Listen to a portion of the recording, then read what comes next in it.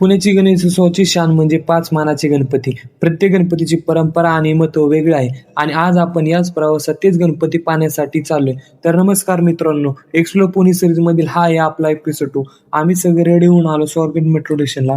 तिथून काढलं Kasba station ticket, कारण तिथूनच थोड्या अंतरावर आहे कसबा गणपती. पुण्याच्या गणेशोत्सवात ठिकठिकाणी लहान मोठे चौका गल्लीत खूप सारे गणपती बसले आहेत. काही ठिकाण तर प्रत्यक्षात ऐतिहासिक शो पण चालू होते. आम्ही पण ह्या सगळ्या क्षणांचा आनंद घेत आलो आपल्या पहिल्या मानाच्या गणपतीपाशी. पुण्याचा पहिला मान मिळतो कसबा गणपतीला. ग्रामदैवत म्हणून ओळखला जाणारा हा गणपती म्हणजे पुण्याच्या संस्कृतीचं केंद्रस्थान आहे. दुसरा मान आहे तांबडे जोगेश्वरी गणपती. तांबडे जोगेश्वरी देवी सोबत विराजमान असलेला हा गणपती दुसऱ्या मानाने शोभून दिसतो. त्यानंतर तिसरा मान असलेला गुरुजी तालीम गणपती सामाजिक एकतेचं प्रतीक म्हणून ह्या गणपतीची ओळख आहे. मग नंतर चौथा मानाचा तुळशीबाग गणपती. पुण्यात सर्वात भव्य मूर्ती म्हटली तर ती म्हणजे तुळशीबाग गणपती. अप्रतिम कलाकुसरीने सजवलेली मूर्ती प्रत्येक वर्षी भक्तांना भावते. नंतर शेवटचा 5वा मान असलेला केशरीवाडा गणपती आणि अखेरचा पण मानाने तितकाच मोठा केशरवाडा गणपती. लोकमान्य टिळकांनी सुरू केलेल्या सार्वजनिक गणेशोत्सवाची ही अमूल्य परंपरा आहे. तर हे होते 5 मानाचे गणपती. त्याचे आता आपण दर्शन घेतले.